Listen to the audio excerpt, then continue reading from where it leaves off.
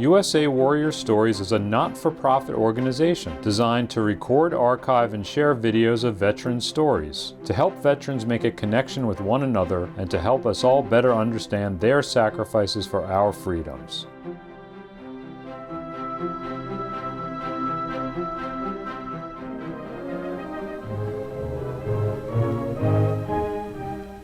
All over the nation, at every great naval base from Norfolk to San Diego, the waves are taking up their battle stations.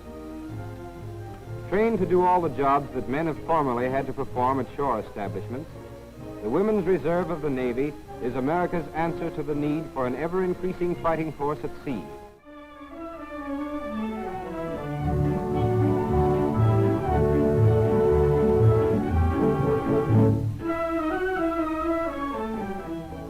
The Navy needs 50,000 more girls like us to do the jobs ashore left vacant by our men who've gone to fight from Murmansk to the South Pacific. We're with USA Warrior Stories, Pat Rudd, World War II, Navy Wave. I am a World War II veteran, Navy Wave. I entered the Navy in 1942. At least I enlisted. I actually went into service in 1943. I live in St. Cloud. I'm originally from Peoria, Illinois, and I came from a family of 10 children. I went to high school, and that was a regular high school in Varna, Illinois. After I graduated from high school, our family began to separate, going to different jobs. My dad said, we'll go and help you all through high school, but then you're on your own. And I had 3 other brothers that joined, 1 brother in the Navy and 2 brothers in the Marine Corps. And I was really glad to go because the 1 brother that was in the Navy was the next brother to me, and we were pretty good buddies. So I missed him, and I said, oh, I'm gonna go same way. So that's how I joined the Navy. The woman that enlisted me right there in the hotel where I was staying sent me to Peoria for my physical, and from then on, they did all the reporting, gave me a date to get on that train and get to New York, to Hunter College. Well, when we arrived, we were just taken into, they had hotels for us to stay in because they didn't have time to make camps for boots. So I was there, and you have to go through all your physicals and everything first. It takes you 2 weeks to get through the physicals. And then when you get through with that, then they decide what they want you to do. When I signed up, they did offer things that you could do on the outside, because if you didn't register in any of those things, then you would not be able to leave the base during boot camp. And that was 6 weeks. So I joined the choir, and in our group as a choir, we were able to go off base for different things. One that stays in my mind and will never forget is a banquet for Captain Eddie Rickenbacker. I have his autograph, and we sang for his dinner that night. And the other thing that was exciting for me, belonging to the choir, was our choir sang under the direction of Leopold Stokowski.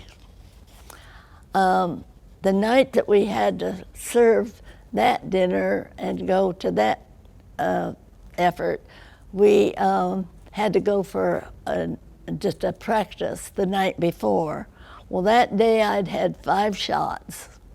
And so I was short, so I'm standing right in the middle of the choir, and he's there in front of me, and of all things, I fainted. And he picked me up and he said, you get so excited to see me, you faint? And I said, no, I had 5 shots today. Can you believe I said something like that to him? But but I have his autograph. He picked me up and counseled me until they came and took me to the base hospital. Boot camp was hard, very hard. I was there in December, and right in front of the where we stayed, there was a big lake, and when that wind blew, and we had to get out there and march, and that was cold. It was miserable. I can't say that I really enjoyed boot camp. I don't think anybody did. So we were relieved when we were chosen to leave boot camp, and I was assigned into D.C., Washington, D.C. After all the tests that we had taken, I was chosen to be in the education office. I enjoyed it very much. What you had to do is arrange for classes for the all Navy people that were in there so that they could increase in their pay and also in their job that they were assigned. And so we had classes, you arranged for classes for these people, and that was my job in education.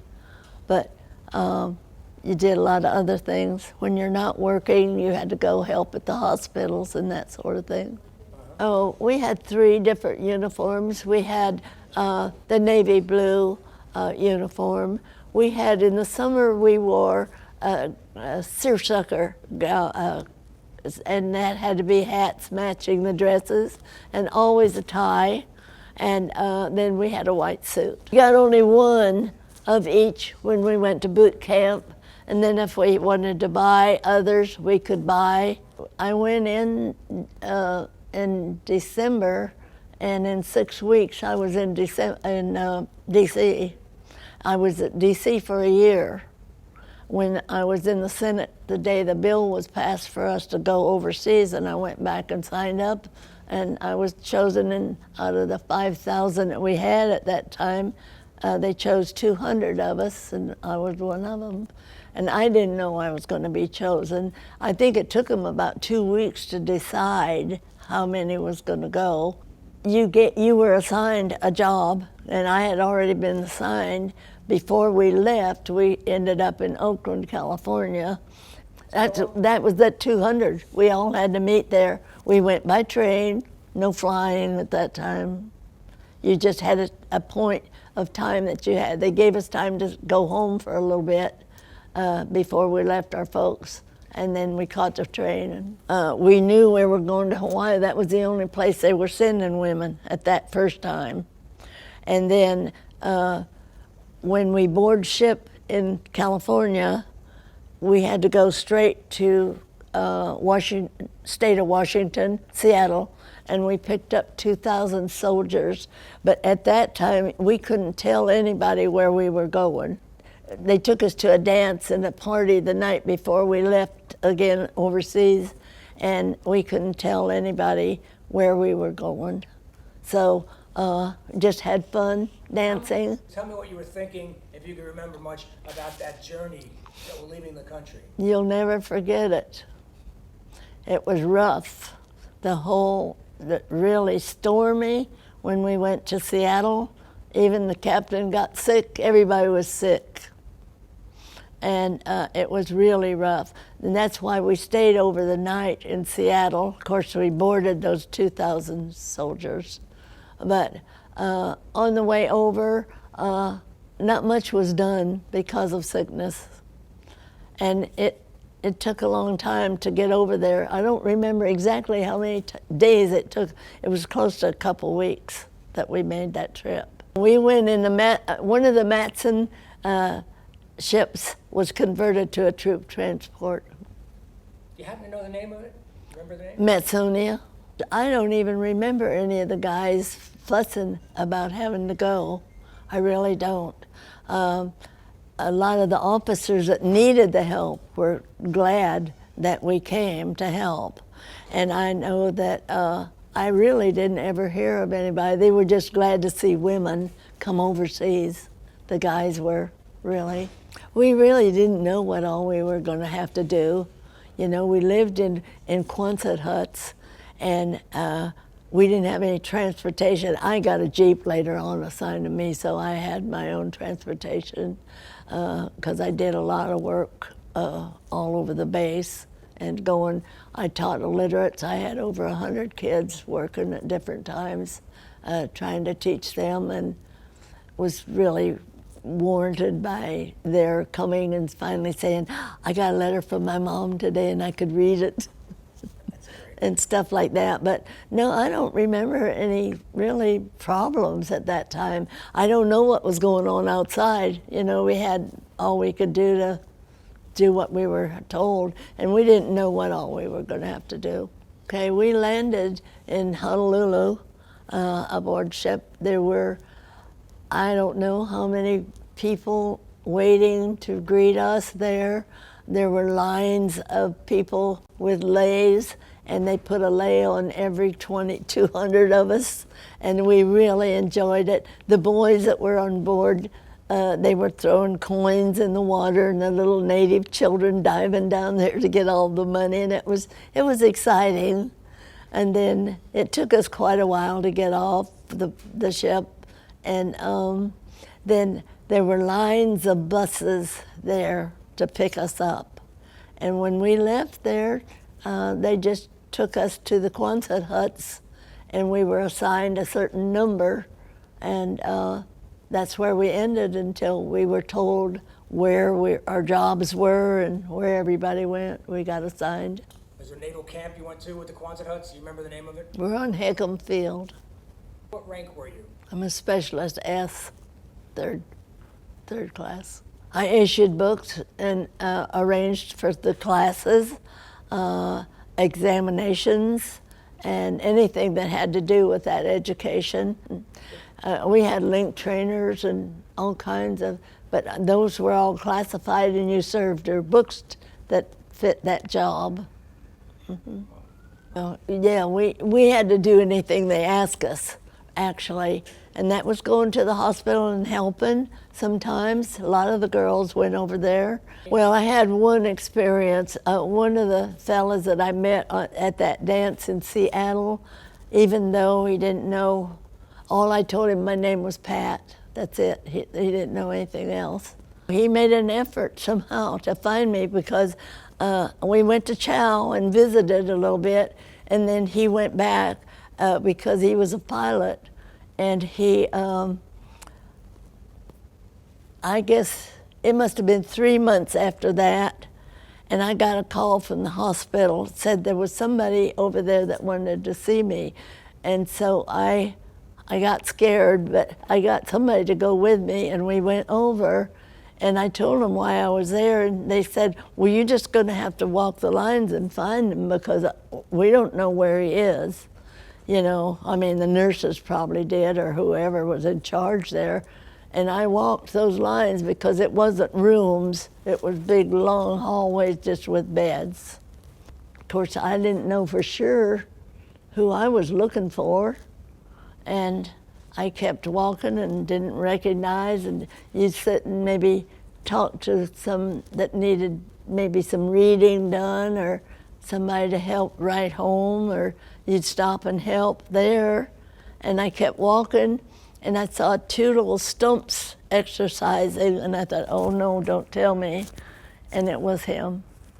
A suicide plane had hit the ship and forced the deck up and cut both his legs off at once.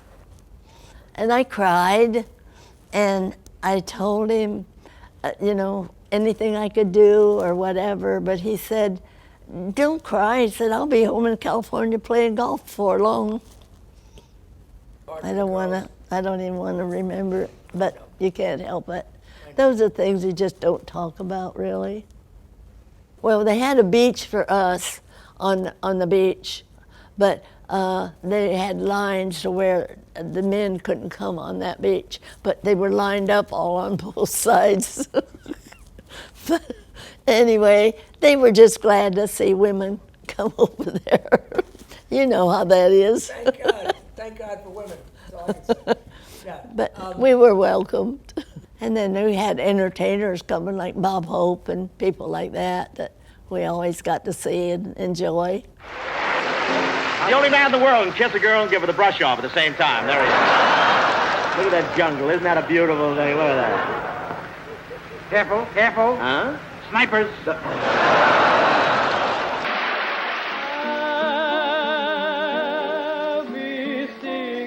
Frances Langford sang from the bottom of her heart, and her songs brought a lot of these men back home to their wives and sweethearts.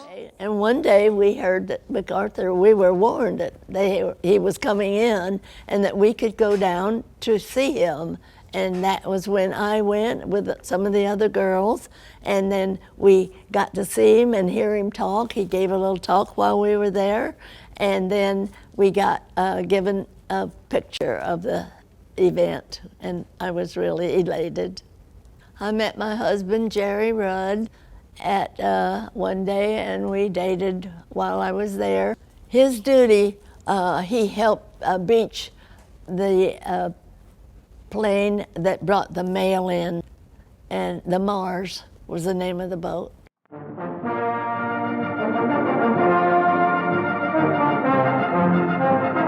Mars flying boat, wingspread 200 feet, height almost 45 feet, largest yet in operation.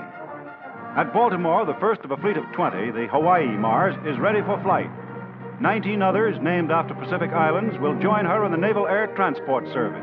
8,000 horsepower takes the giant plane smoothly to the air.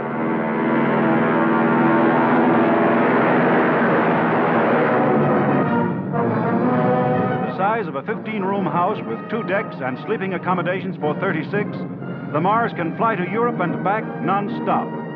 Till total victory, she will speed fighting men and supplies throughout the vast Pacific battlefront. He got discharged before I did, about 6 months, it was 6 weeks. Did you celebrate VJ Day? I marched in the parade. Tell me a little bit about that. Well, we rode the Nagasaki taxi to downtown, and then we formed our troop. Well, when there was when the war was over, there was a huge celebration among all the men and women that were on base that day. And I never heard so much noise and seen so much kissing and hugging and you name it.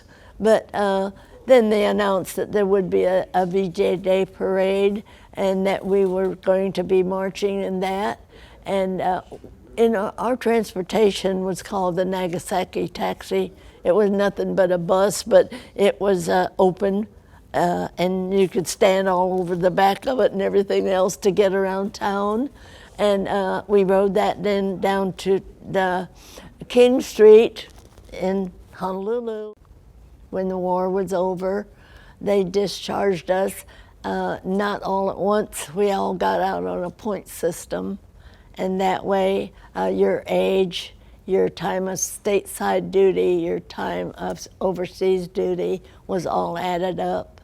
I didn't really have enough points to get out, but we laughed about it because I had a girl in personnel that put me on the list. As far as when I was in the service, it was a case of emergency, really. They needed help. And so that's what we did. And of course, 2 years after we were finished, they opened up the recruitment for women. And so, of course, look what it is now. And those girls, it's a big difference in what we did and what they are doing today. I'm just really amazed, but feel like I'm kind of glad that we were the beginning of all this. I'm really proud of them. But I don't think they have it like we did. I mean, they have lovely places to stay and, big change. That's a big difference. Mm-hmm. But today, we've been forgotten. We haven't been honored. I saw on Facebook today where some Vietnam veterans were complaining that when they got out of the service, no celebration, no nothing, And I sent a note back and said, don't feel bad. we didn't either. We didn't. I did. I shouldn't have done it, but that's the way I felt.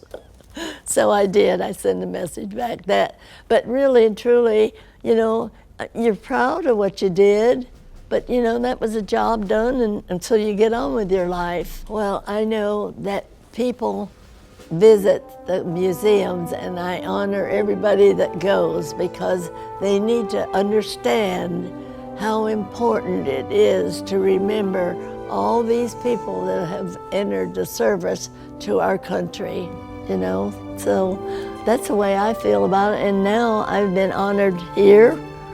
I've been honored at various places as a veteran, and I'm thankful for that. I'm honored. I'm just glad I could do it. I'd do it again.